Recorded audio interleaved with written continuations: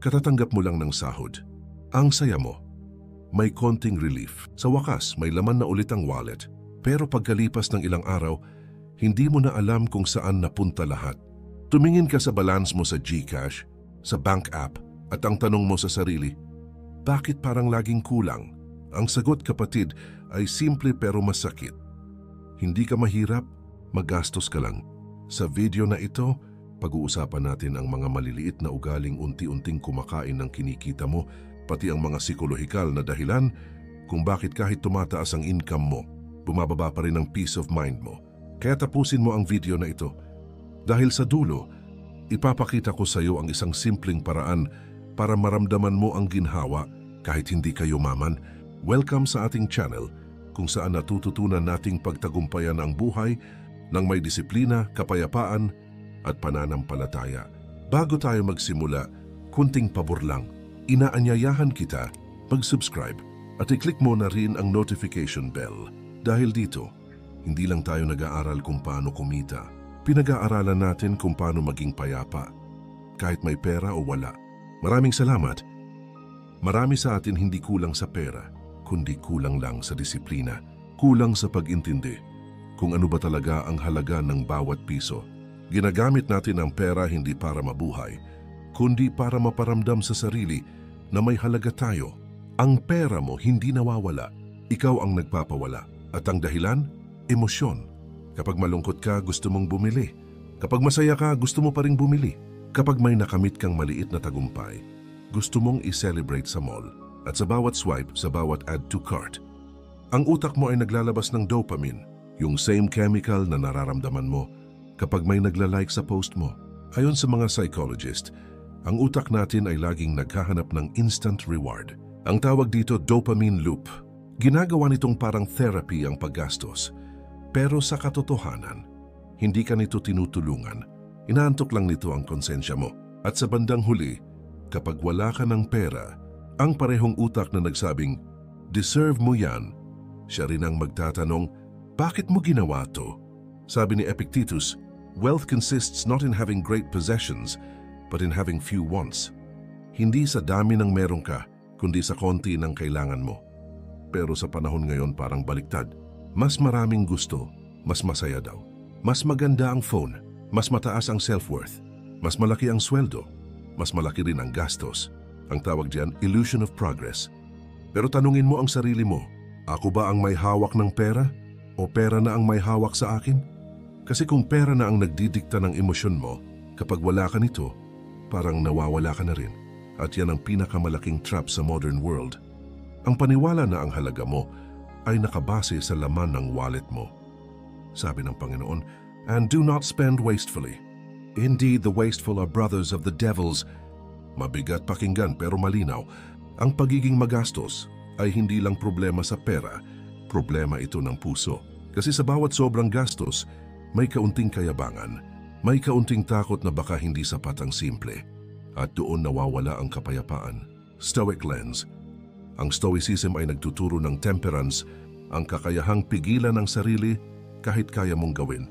Ibig sabihin, hindi mo kailangang bilhin ang lahat ng gusto mo para maramdaman mong may kontrol ka sa buhay mo. Kasi minsan, ang tunay na kontrol ay nasa kakayahang tumanggi. Sa mga susunod na minuto, pag-uusapan natin kung bakit kahit may pera ka, laging pakiramdam mo ay kulang at paano mo mababago ang cycle na yan. Hindi lang para yumaman, kundi para magkaroon ng kapayapaan. Pero bago yan, isipin mo muna ito. Tuwing malungkot ka, ano ang una mong ginagawa? Nagdadasal o nag-a-add to cart? Alam mo ba kung bakit parang ang sarap sa pakiramdam kapag bumibili ka ng gusto mo? Sa utak natin, merong tinatawag na reward system, yung bahagi ng brain na naglalabas ng dopamine, ang chemical na nagpapasaya sa atin. Kapag nag-add to cart ka, nag-checkout o kahit nag-scroll lang sa online shop, nag-a-activate yung system na yan. Kaya kahit wala ka pa talagang nabibili, nararamdaman mo na agad yung rush, yung kilig, yung excitement. At yan ang dahilan kung bakit napakadaling maging emosyonal sa pera. Ang problema, habang nasasanay kang hanapin ang saya sa pagbili, hindi mo na napapansin na dahan-dahan kang nagiging addicted sa dopamine, hindi sa disiplina. Sabi nga ng mga Stoic, Ang kasiyahan na nakabatay sa labas ng sarili ay pansamantala, kaya't magdadala rin ito ng sakit kapag nawala. Ibig sabihin, kung ang kaligayahan mo ay nakasalalay sa bagay na binili mo, mawawala rin ang kasiyahan mo. Sa sandaling mapagod o maluma yon. Kapag malungkot tayo, stressed o may problema, madalas nating sinasabi, shopping muna ako para gumaan ang loob ko. Ang tawag diyan ng psychology ay retail therapy. Isang paraan ng pagtakbo mula sa problema sa pamamagitan ng pagbili ng panandaliang saya. Pero tulad ng anumang therapy na hindi ugat ang tinatamaan, pansamantala lang ang ginhawa. Kasi pagkatapos mong gumastos, babalik din yung stress. Mas malakas pa dahil may guilt at kulang na budget. Para kang umiinom ng gamot sa sakit ng ulo, pero ang totoo, kulang ka lang sa tulog. Ganon din sa pera, ginagamit natin ang gastos para pagtakpan ang mga emosyon na dapat nating harapin. Sa Stoic perspective, ang tunay na kaginhawaan ay nanggagaling sa pagkontrol sa sarili, hindi sa pagtakbo mula sa sarili. Isa pa sa mga dahilan kung bakit tayo magastos ay ang takot na mahuli sa uso. Lahat may ganitong phone, ako na lang ang wala. Siya may bagong sapatos, ako dapat din. Yan ang tinatawag na fear of missing out o FOMO. Ang nakakatawa, minsan hindi naman talaga natin gusto ang isang bagay, gusto lang nating maramdaman na kabilang tayo. Sa social psychology, ito ay isang uri ng social comparison trap. Mas tinitingnan natin ang buhay ng iba kaysa sa direksyon ng sarili nating buhay.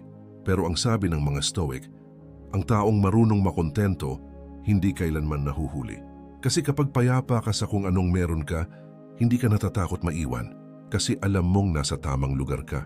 Kung tutuusin, ang kontrol sa sarili ay parang kalayaan na hindi kayang bilhin.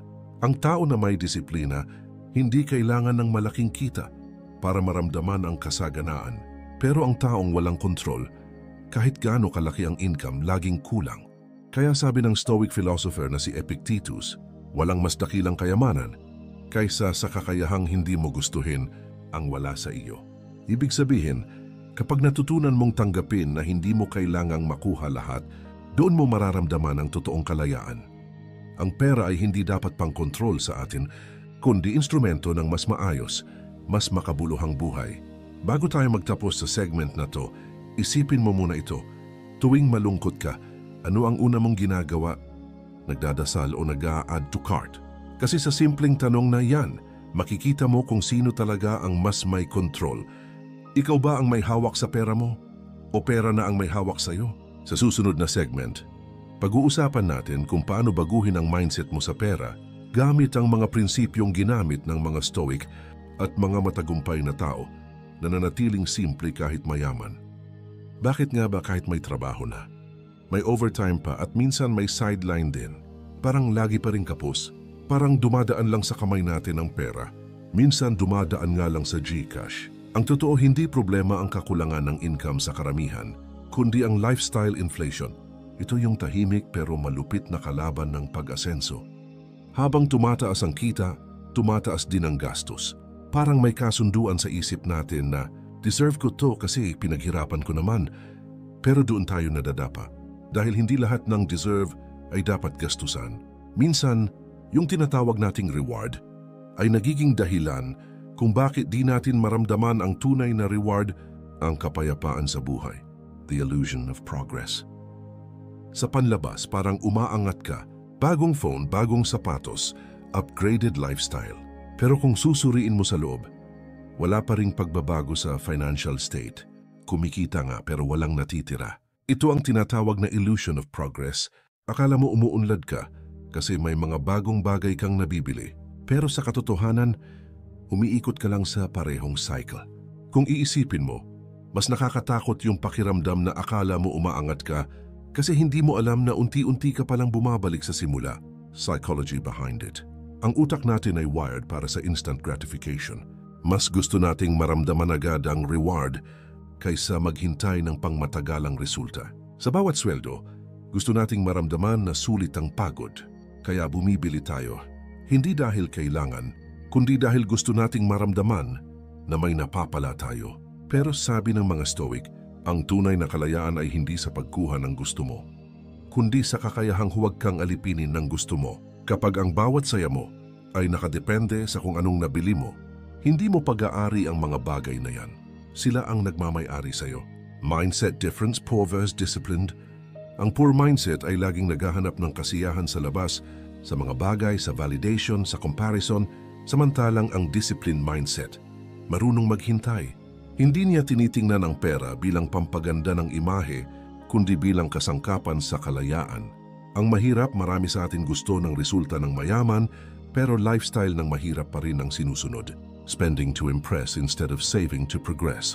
Ang Stoic ay nagtuturo ng detachment, hindi para maging kuripot o malamig, kundi para magkaroon ka ng kapangyarihang piliin kung ano lang talaga ang mahalaga. Kung may disiplina ka sa paggamit ng pera, may disiplina ka rin sa paggamit ng oras, emosyon at buhay. Real life example, isang lalaking si Marco, nagsimula siyang empleyado na may 15,000 sahod. Simple ang buhay, masaya kahit simpleng kape lang tuwing umaga. Pagkatapos ng 5 taon, naging 45,000 na ang sweldo. Pero bakit parang mas kapos pa siya ngayon? Mas marami na kasi siyang gastos, mas malaking kuryente, mas mahal na damit, mas mamahaling kape. At sa tuwing tumataas ang sahod, tumataas din ang standard ng gusto niya. Hindi niya napansin na hindi income ang problema niya, kundi ugali sa pera. Ang tunay na yaman ay hindi sa dami ng kinikita, kundi sa kakayahang hindi magpadala sa bawat tukso ng paglabas ng pera. Tanungin mo ang sarili, kapag tumaas ang kita ko, mas pinapaganda ko lang ba ang gastos ko? Kapag may sobra ako, iniipon ko ba? O hinahanap ko lang kung saan ko ito pwedeng gastusin? Ang kalayaan ay hindi darating kapag marami ka ng pera. Darating yan kapag marunong ka ng magsabing, sapat na. At yan ang ugat kung bakit karamihan ay laging walang natitira. Hindi dahil kulang tayo sa pera, kundi kulang tayo sa disiplina at direksyon. Ang tanong, bakit kahit may pera, may mga taong hindi pa rin payapa? Ang sagot ay nasa 2 salitang bihira nating pag-usapan, disiplina at kasiyahan sa kung anong mayroon. Number 1, temperance. Ang Stoic na disiplina sa sarili. Ayon sa mga Stoic, may 4 na pangunahing birtud: wisdom, courage, justice at temperance. At sa usaping pera, temperance o self-control ang pinakamahalaga. Hindi ito simpleng pagtitipid. Ito ay kakayahang pigilan ang sarili sa labis. Sabi nga ni Epictetus, no man is free who is not master of himself.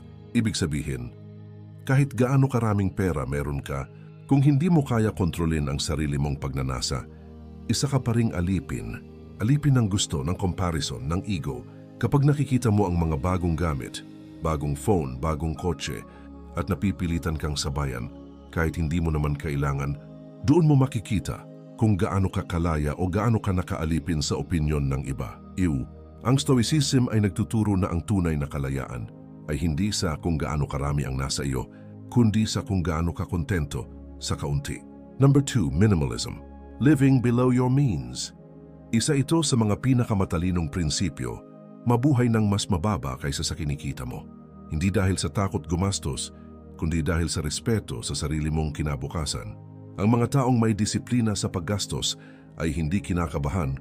Tuwing may emergency, hindi natatakot sa bukas at hindi naiinggit sa iba kasi alam nilang sila ang may kontrol, hindi ang pera. Ang minimalist mindset ay hindi nangangahulugang hindi ka pwedeng mag-enjoy. Ang ibig sabihin lang nito, marunong kang pumili. Hindi lahat ng gusto mo ay kailangan mong bilhin at hindi lahat ng uso ay kailangang sundan.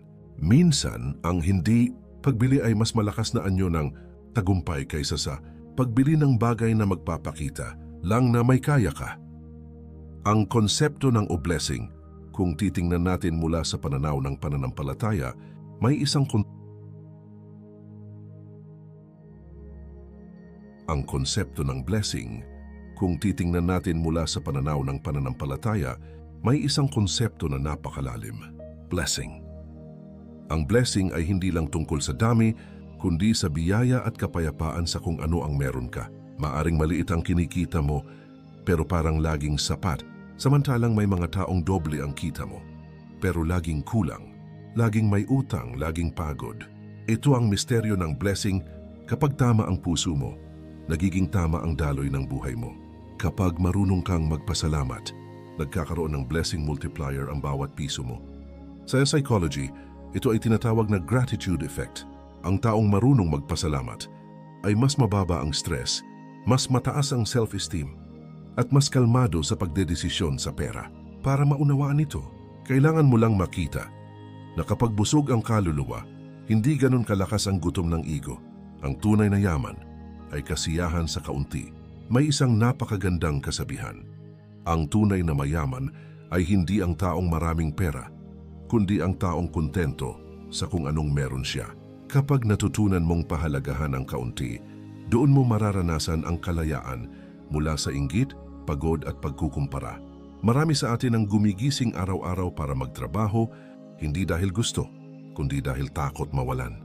At kapag takot ang nagtutulak, hindi mo kailanman mararanasan ang tunay na kasaganaan. Ang stoic mindset at spiritual mindset ay parehong nagtuturo ng iisang aral. Hindi mo kailangang pagharian ng mundo para maging payapa, kailangan mo lang mapayapa ang sarili mo. Paghahambing, mayaman sa pera versus mayaman sa puso. Kapag mayaman ka sa pera pero kulang sa kapayapaan, mabilis kang mapagod. Lahat ng bagay ay nagiging kompetisyon, validation o paraan para mapansin. Pero kapag mayaman ka sa puso, kontento, disiplinado, marunong magpasalamat, nagiging magaan ang buhay kahit hindi marangya. Ang taong may pera ay maaaring bilhin ang luho, pero ang taong may puso ay nakakatulog ng mahimbing. Ang isa ay nagtatago sa likod ng kayamanan, ang isa ay nagpapahinga sa loob ng kapayapaan.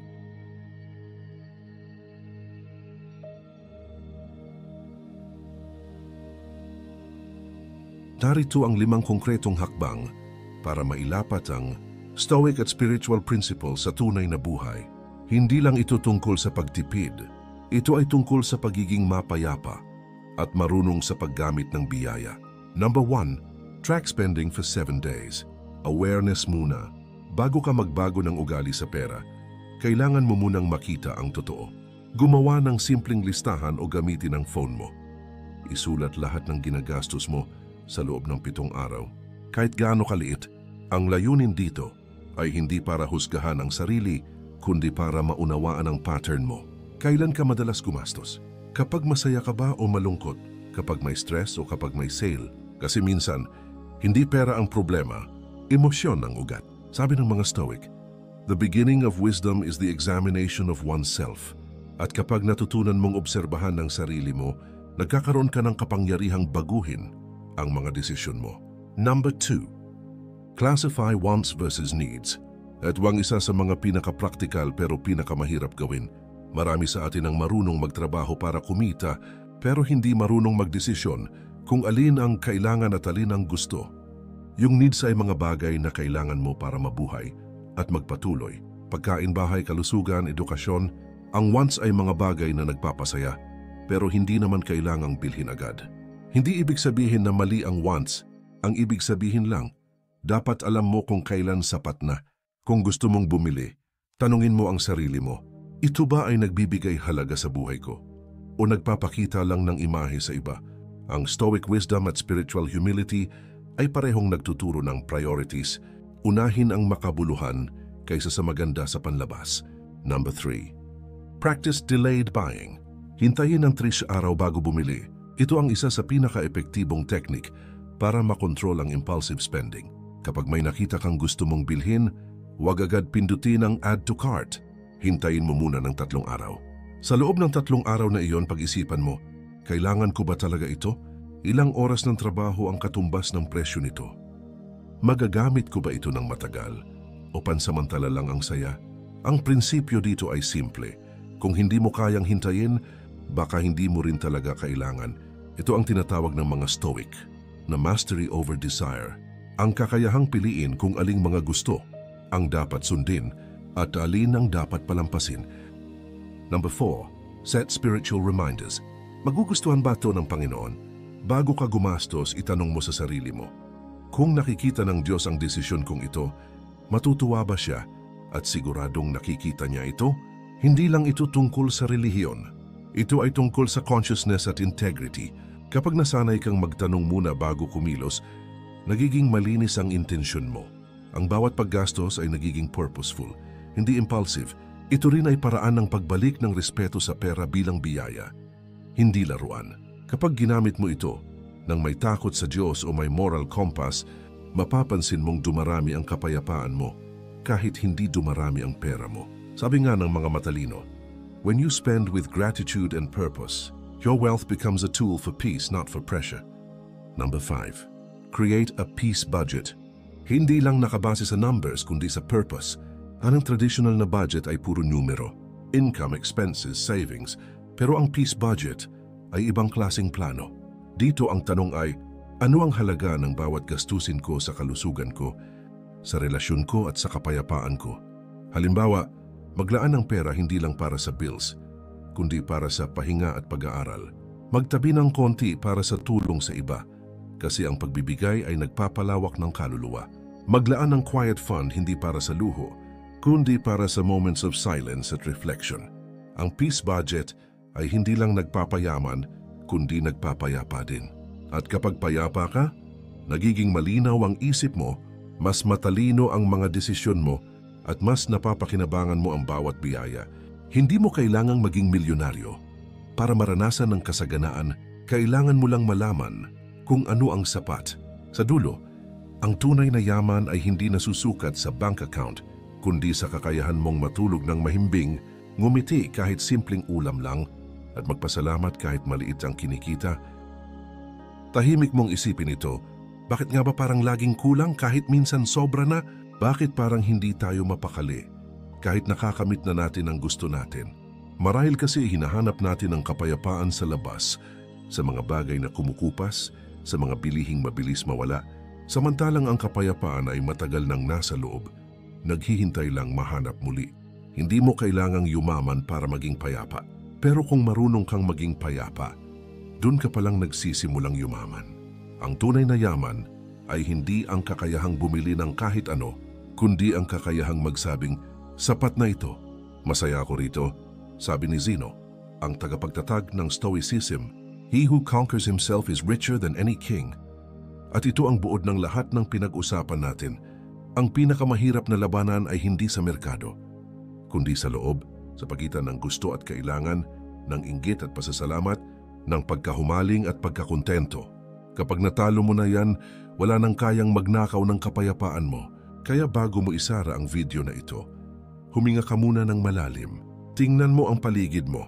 Lahat ng mayroon ka ngayon ay minsang ipinagdasal mo noon. At kung kaya mong pahalagahan yan, ibig sabihin, mayaman ka na sa paraan na hindi mabibilang ng pera. Ngayon alam mo na kung paano ito ilalapat sa buhay mo. Huwag mo lang pakinggan, gawin mo.